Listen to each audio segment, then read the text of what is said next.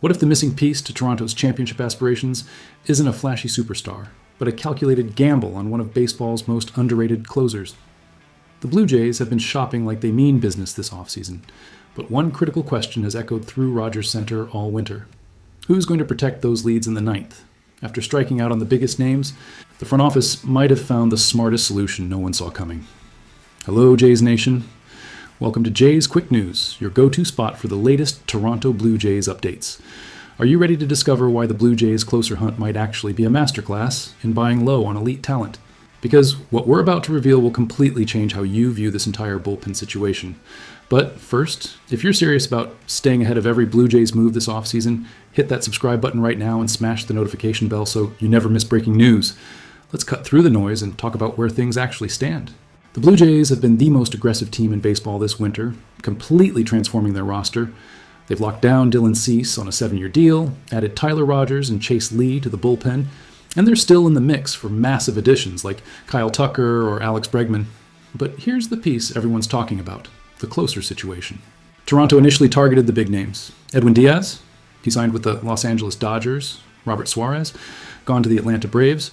The Blue Jays were also connected to Ryan Helsley, Raisel Iglesias, and Phil Maton, but all three found homes elsewhere. Now, according to multiple reports from The Athletic and MLB insiders, Toronto has zeroed in on two realistic options, Pete Fairbanks and Evan Phillips. And here's where it gets fascinating. Both players represent incredible value opportunities that could define this entire offseason. Now let's start with Evan Phillips, because this might be the shrewdest move Ross Atkins could make. Phillips was non-tendered by the Dodgers after undergoing Tommy John surgery in June 2025, and he's not expected back until potentially September 2026. On the surface, that sounds risky. But here's the brilliant part. Toronto isn't just thinking about next season, they're thinking about sustained excellence. Before his injury, Phillips was absolutely elite. From 2022 through 2024, he ranked 6th among all qualified relievers in ERA. During that span, he was also top 10 in FWAR, 22nd in strikeout to walk rate, and 14th in opponent batting average. Those aren't just solid numbers, they're closer caliber dominance. In 2024 specifically, he posted 18 saves with a 3, 62 ERA, and a 1/19 whip while striking out 63 batters, his primary weapon, a devastating sweeper that he threw over 53% of the time in 2025. Here's why the Blue Jays are interested. Phillips prefers a 1-year deal to prove himself post-surgery and return to free agency next winter. For Toronto, that means they could sign him at a fraction of what he'd normally cost, let him rehab with world-class medical staff, and potentially have an elite closer ready for the stretch run in playoffs. It's buying an asset when everyone else is scared, classic value investing applied to baseball. And don't forget, aside from these recent injuries, Phillips has been remarkably healthy throughout his career. Now let's talk about Pete Fairbanks, who might be the most undervalued closer left on the market. Former Blue Jays closer Dan Plesac made headlines recently calling Fairbanks the obvious choice for Toronto, and he's absolutely right to push for this signing.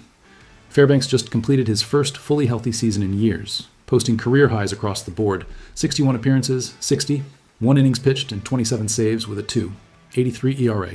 Over his 7-year career, he maintains a 3.19 ERA with 90 saves and a 30% strikeout rate. But here's the kicker. Against the Blue Jays, specifically, Fairbanks has been absolutely dominant.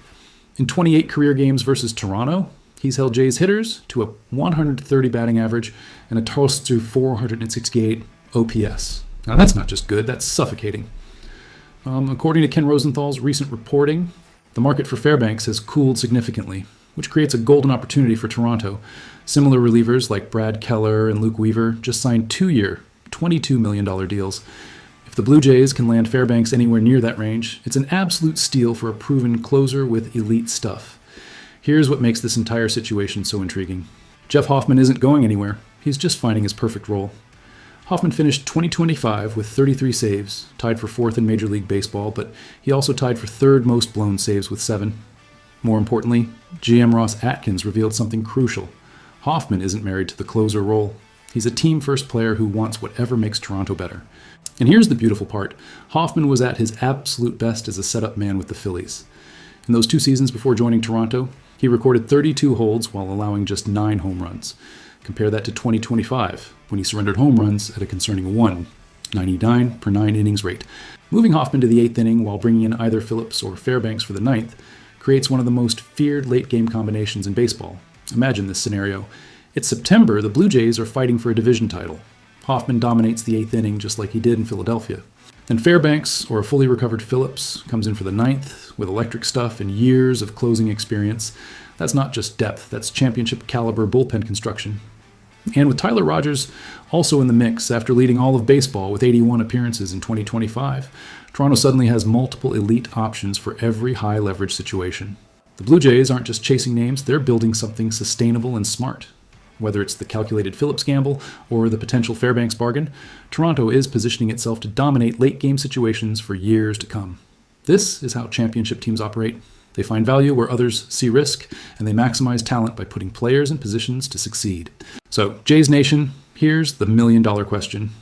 Would you rather see the Blue Jays sign Evan Phillips for the long-term upside, or Pete Fairbanks for immediate impact? Drop your take in the comments below. I want to hear what you think. And if this breakdown helped you understand Toronto's closer strategy better, do me a huge favor. Hit that like button. Subscribe to Jays Quick News if you haven't already, and turn on those notifications so you're first to know when the next signing breaks. The offseason is heating up, and you don't want to miss a single move. Let's go, Jays.